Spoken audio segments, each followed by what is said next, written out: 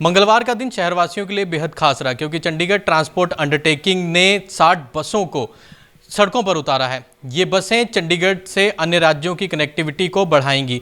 31 नए रूटों के साथ जो पुराने रूट हैं जिन पर दिक्कतें लोगों को सामना करना पड़ रहा था, उन पर इन बसों को दौड़ाया जाएगा। आज चंडीगढ़ के सेक्टर 17 में एक प्रोग्राम के दौरान चंडीगढ़ के प्रशासक और पंजाब के गवर्नर गुलाब चंद कटारिया ने इन बसों को हरी झंडी दिखाई। अब लोगों को चंडीगढ़ आने या यहाँ से अन्य राज्यों में जाने के लिए और सुविधाएं जो हैं वो चंडीगढ़ ट्रांसपोर्ट की ओर से मिलने वाली हैं। ट्रांसपोर्ट ने एक तरह से CTU जिसको कहते हैं उसके बेड़े में आज 60 बसों की और इजाफा किया है। वैसे इसके पहले भी अब मिलाकर के हमारे को 684 टोटल बेड़ा जो है वो हो जाएगा।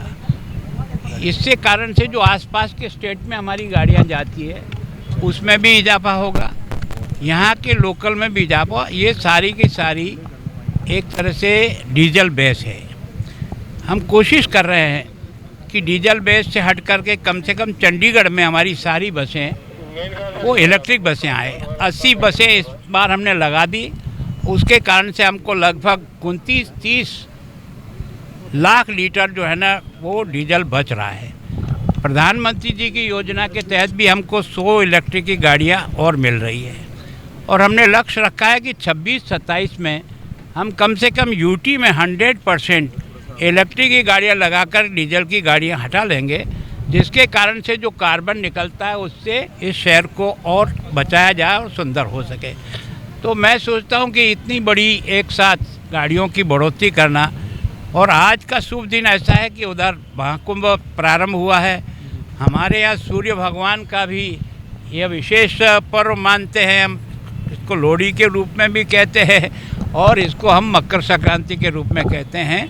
तो आज सूरज जो है वो मकर से घूम करके भूमध्य रेखा की ओर आ रहा है और फिर धीरे धीरे हमारी तरफ गर्मी बढ़ेगी। तो जितनी गर्मी बढ़ती, मौसम चेंज होता है, आदमी को काम करने की क्षमता और समय ज़्यादा मिलता है, दिन बड़े होते हैं।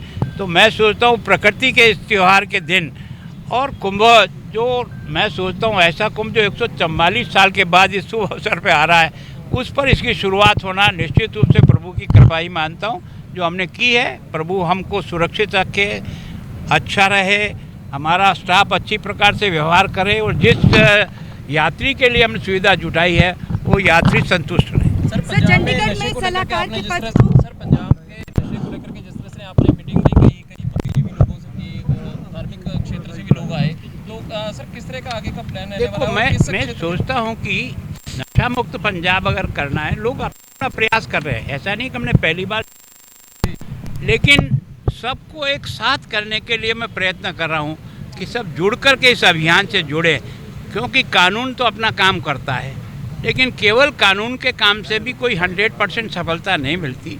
सफलता तब मिलेगी जब हम लोगों में इसके प्रति अवेयरनेस और जागरण पैदा करेंगे, और विशेष करके जो युवा पीढ़ी आ रही है उसको इससे कैसे रोका जाए, क्योंकि एक तरह से हमारे कुछ देश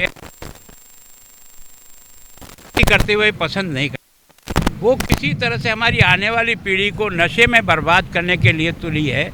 तो मैं सोचता हूँ इससे बचा करके हम राष्ट्र को भी मजबूत करेंगे, हमारी इकोनॉमी को मजबूत करेंगे और उस बच्चे को भी सुरक्षित बचा करके उसको समाज के लिए उपयोगी बना देंगे।